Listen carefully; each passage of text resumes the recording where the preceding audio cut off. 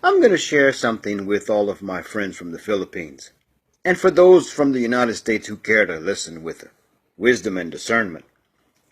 I was asked by a very close friend that I've had for years, why do you support President Duterte from the Philippines because he's being called a human rights violator?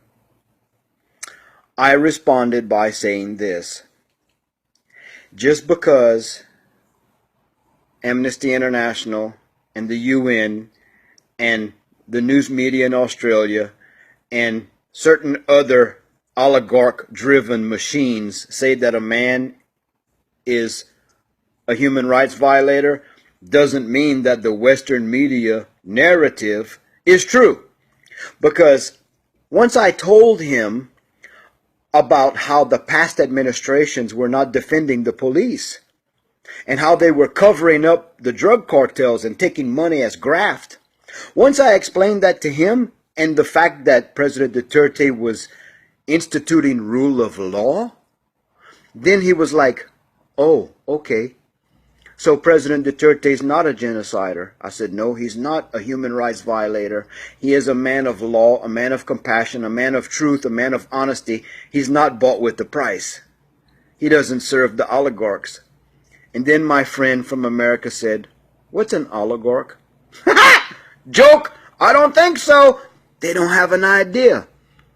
Most of my Filipino friends are so intelligent when it comes to human trafficking, the oligarchs, the world banking system. I commend you. I applaud. The average Filipino knows more about the truth and the world and reality than most people from the West.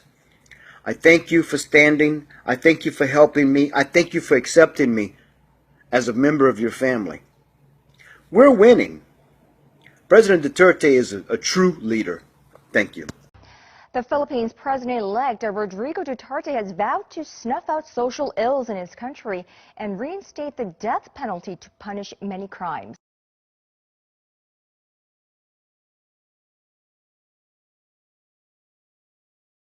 Trump of the East, a title previously held by a burnt wonton covered in scarecrow pubes.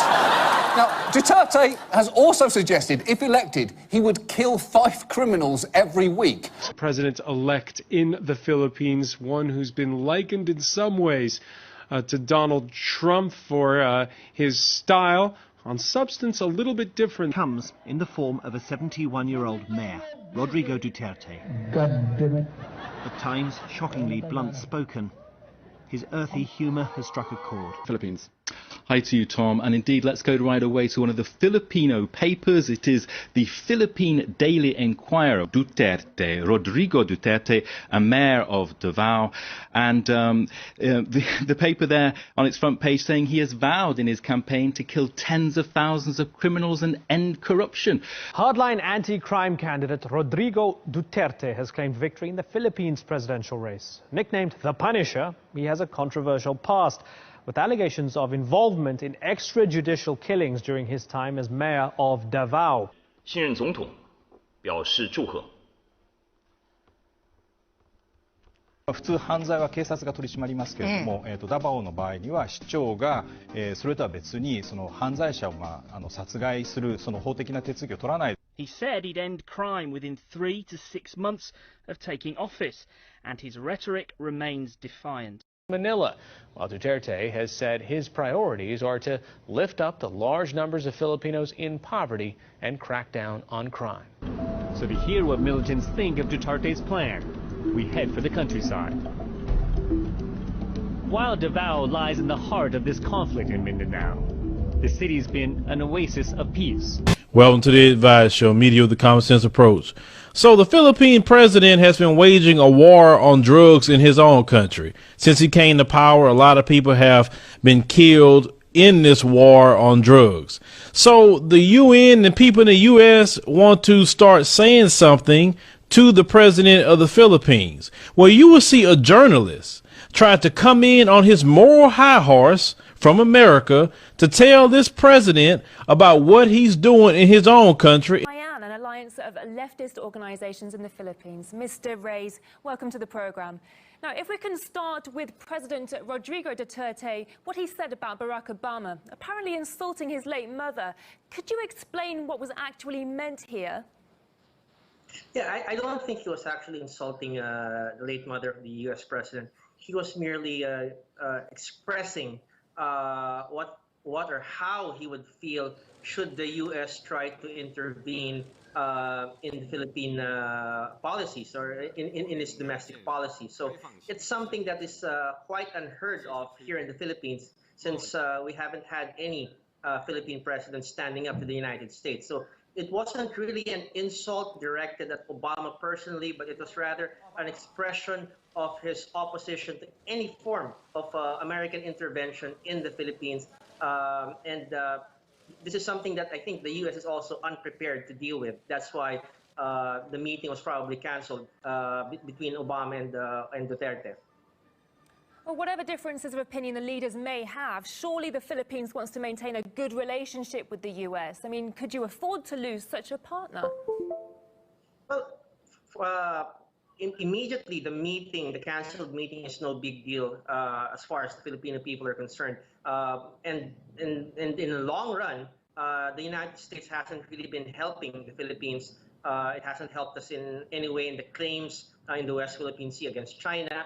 It hasn't helped improve or develop our own military capability. It hasn't helped improve our economy. So what are we really losing? Not much. We're not going to lose a lot of support or help from the United States. In fact, this will provide the Philippines an opportunity to stand on its own 2 feet. This will provide the Philippines an opportunity to assert sovereignty and to chart its own course independent of what the U.S. is trying to impose on us. Now, in these recent comments from Duterte, he's been defending his crackdown on drug trade within the Philippines. But police say that 1,800 people have been killed in the war on drugs in the first 7 weeks since Mr. Duterte took office. Why is the number so high? Well, it could be due to 2 things. It could be deaths related to actual police operations, some, of course, with questionable circumstances, and deaths related to the cleaning up, the house cleaning being done by the big drug syndicate. So these 2 possible suspects are, we think, responsible for the very high death toll that has resulted in the war on drugs. And we are opposed to any form of extrajudicial killings, summary executions, and we believe that this war on drugs will have to be done in accordance with the rule of law. Do you think the drug crackdown in the Philippines is working? Well, it has been recorded that around 700,000 suspected drug addicts have surrendered to the police, to the authorities. It has been recorded that some degree of crime has gone down over the past 2 months. But it's still disturbing to note that a lot of people are dying or being killed just because they are accused of being involved in the illegal drug trade. So these are issues that the Philippine president must resolve, but it should be done independent of any foreign intervention or any foreign dictate. And I think that's what the president was trying to say during his latest speech. Do you think the use of Mr.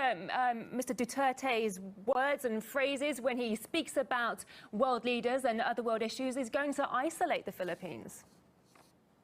Well, I don't think so. Here in the Philippines, when he was running for president, at first it came as a shock. People were not used to it, but I think people will learn to look beyond foul language. People will learn to look beyond the harsh words and focus more on the substance and where he's really coming from and what policies he's trying to promote. And I think even some of the world leaders will probably get used to having a Philippine president who speaks his mind, who's not afraid to stand up to the superpowers. And yeah, that's something that I think we can all live with. And the more important thing to focus on is what will Duterte's foreign policy be and what his domestic policy will be. Those are the more substantial issues which we think should be the focus of media attention. Okay, Mr. Reyes, thank you so much for speaking to us today. Mr. Renato Reyes, political activist and Secretary General of Bayan. Thank you. Hello mga ka-DDS. I am with Miss Susan Witzane, and she is a journalist from Sweden. Yes. Say hi, ma'am. Go ahead. Hi, everyone. Susan Ritzen. I work for Swedish television in Stockholm, Sweden. That's in Northern Europe, where it's very cold right now. Okay, Ma'am Susan, so could you please tell us why you are here in the Philippines right now?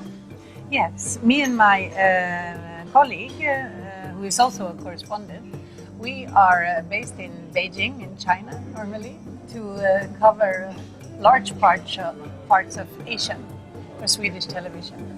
And so we are covering the Philippines as our jobs. Especially interested in right now is stories about President Duterte, because I read a lot about him in the media, and from the headlines in the media I've read, I don't really understand, or those articles don't make me understand how come and in what way he is so loved in the Philippines. So we came here with that question because I'm curious and we really want to know what makes the Philippine people love President Duterte, who also gets a lot of criticism from international media and I suppose local media too.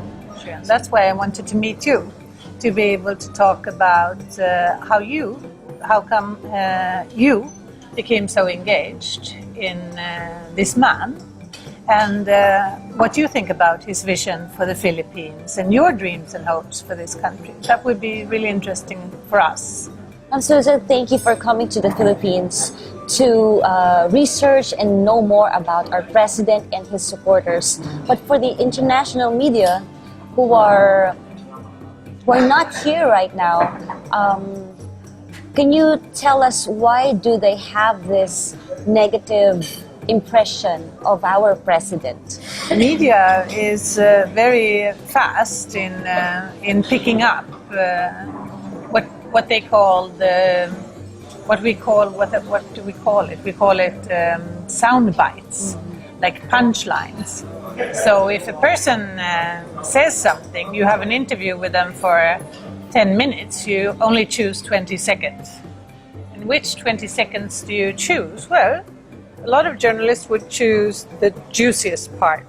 And in Duterte's case, since he's very outspoken and makes a lot of jokes, I guess his 20 seconds would be something that might upset a lot of people. It's really difficult to get together all the different pieces with this. It's like a bit conflicting. You have, on the one hand, a people that loves its new president. And on the other hand, you get so much negative publicity. And how do you get these two different parts to become one? How can we understand this? How can we explain this? I'm here to try and understand what's going on. And I think you will be able to help me with some of that. Yes. Or I hope you will. And so what can the Filipinos do, especially the supporters of Duterte? What can we do to tell the international media to get across our message that 91% of the Filipinos support President Duterte's war on drugs? I think that what supporters of Duterte or anyone in the Philippines can do if they feel that they are misinterpreted or they are not being represented in foreign media, contact them. Because, just as easy as it is to contact local media, it's also easy to contact international media today. So use your platforms, use the communication means you've got. Facebook. And sure, it affects people. I mean, if I get 10 emails a day saying, I don't think you're fair against our president, or whatever you don't think we're fair about, for sure, I will answer.